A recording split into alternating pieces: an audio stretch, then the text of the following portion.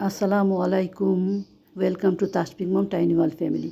এগুলি দেশের গাছের আম, এভাবে কুচিয়ে ফ্রোজেন করে নিয়ে আসা হয়েছে। আর এই কুচানো আম দিয়ে আমি আজকে টক ঝাল মিষ্টি লিকুইড আচারটা করব। আর এটা করতে যা যা লাগবে আমি সেটা আপনাদের সাথে শেয়ার করছি ইনশাল্লাহ। এখানে 2 টেবিল চামচ সরিষা বাটা রয়েছে, আর 1 চা চামচ আদা বাটা, 1 চা চামচ রসুন বাটা, আর হলুদ মরিচ ধনিয়াটা 1 চা চামচ করে আমি নিয়ে নিয়েছি। এখানে আছে ফ্রোজেন 10-12টা কাঁচামরিচ, 5টা রসুন এবং শুকনো মরিচ। এটা আমি তেলে ক্রাশ করে নিব। এটা আচারের একেবারে ফিনিশিংয়ে এটা আমি ইউজ করব।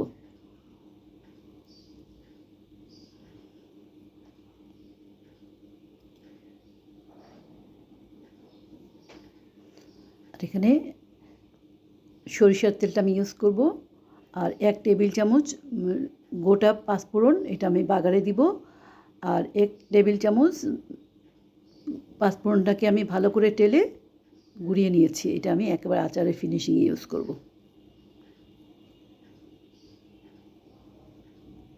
আর এখানে হোয়াইট ভিনেগারটা আছে, এটা আমার পরিমাণ মতো, সম্ভবত 2 কাপ আমি দিব এখানে। চিনি রয়েছে, আর আছে গুড়। এটা বেসিক্যালি মিষ্টির জন্য না, একটু আচারের কালারটা সুন্দর হয় সেই জন্য আমি এটা ইউজ করব ইনশাল্লাহ। বিসমিল্লাহির রহমানির রহিম। এখানে আমি 300 গ্রাম সরিষার তেল দিয়ে দিয়েছি। সরিষার তেলটা ভালো কোয়ালিটির দিতে চেষ্টা করবেন। এটা আমি ভোজ্য তেল এলিফ্যান্ট রোডের ওইখান থেকে আমি তেলটা নিয়েছি। তেলটা অনেক ভালো। এখানে গোটা পাঁচফোড়নটা 1 টেবিল চামচ দিয়ে দিয়েছি আমি। খুবই অল্প আছে রান্নাটা আমি করছি, যেন পাঁচফোড়নটা পুড়ে না যায়।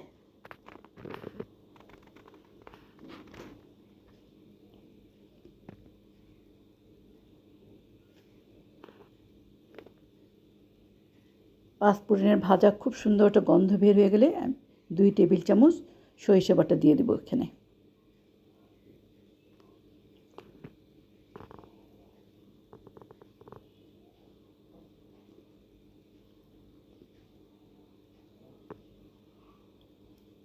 এক চা চামচ আদা বাটা, 1 চা চামচ রসুন বাটা।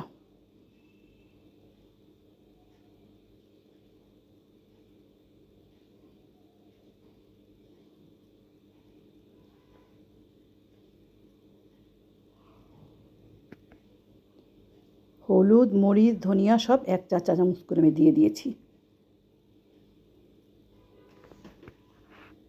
দিয়ে ভালো করে মিশিয়ে নিচ্ছি বাটা মশলাগুলোর সাথে, এবং মশলাগুলি যাতে পুড়ে না যায় এই জন্য আমি হোয়াইট ভিনেগারটা দিয়ে দেবো এখানে।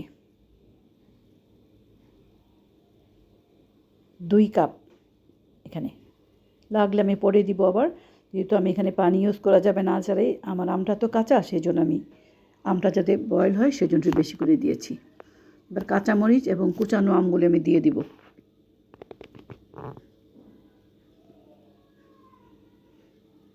দিয়ে মশলার সাথে ভালো করে মিশিয়ে দিব আমগুলোকে।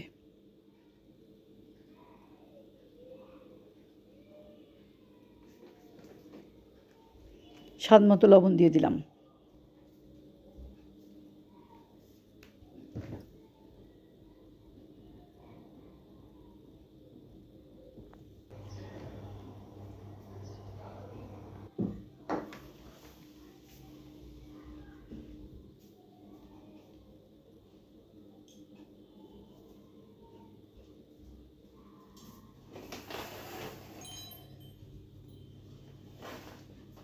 এবার গুড়টা দিয়ে দিলাম, 1.25 কাপ। মানে আমি যে বাটিটা নিয়েছি এটার 1.25 বাটি হবে আর কি। এবং চিনিয়ে দিয়ে দিলাম 1 বাটি। চিনিটা আমি আরও কয়েকবার দিব, প্রথমে আমি 1 বাটি দিয়ে দিলাম, কারণ আমটা কতটুকু টক ওইটার উপরে ডিপেন্ড করে। আরও দিতে হবে অনেক চিনি।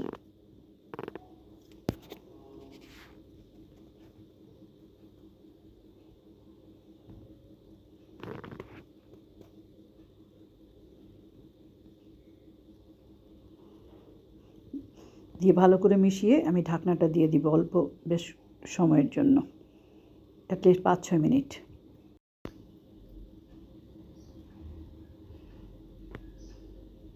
ঢাকনাটা উঠিয়ে আমি আরও আধা বাটি চিনি দিয়ে দিলাম।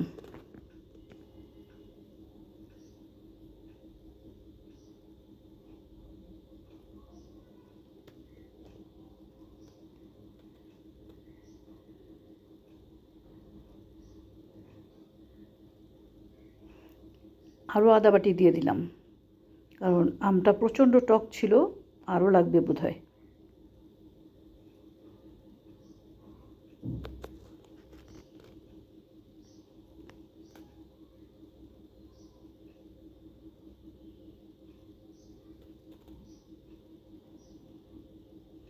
এবং সেই রসুন যে কুচিয়ে রেখেছিলাম আমি 5টা, ওই কোয়া কোয়া ছাড়িয়ে আমি এভাবে দিয়েছি। এই রসুনগুলি একেবারে লাস্টের দিকেই দিবেন, যেন খুব একটা গলে না যায়।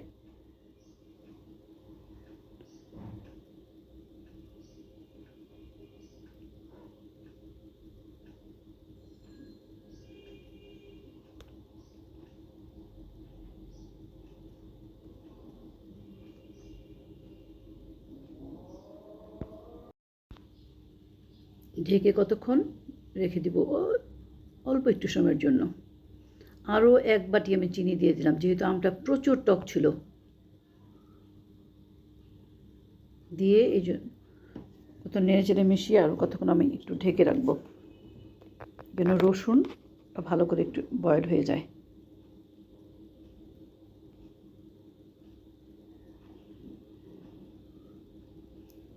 এমনভাবে রসুনটা দিবেন যেন কাঁচাও না থাকে, আবার গলে না যায়। এখানে মোট আমি 3 বাটি চিনি ইউজ করেছি। এই লিকুইড আচারটা আমার ছেলের খুবই পছন্দ।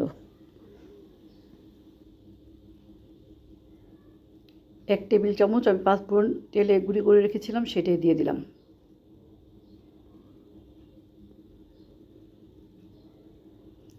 এবং 10-12টা শুকনো মরিচ আমি ভালো করে টেলে চিলি ফ্লেক্স করে রেখেছিলাম, সেটা আমি এট লাস্ট একেবারে আমি এটা ইউজ করলাম,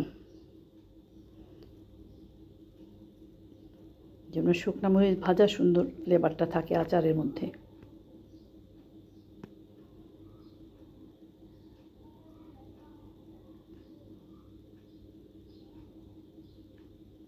আলহামদুলিল্লাহ, আচারটা প্রায় আমার কমপ্লিট, কারণ আর কিছু ইউজ করব না আমি।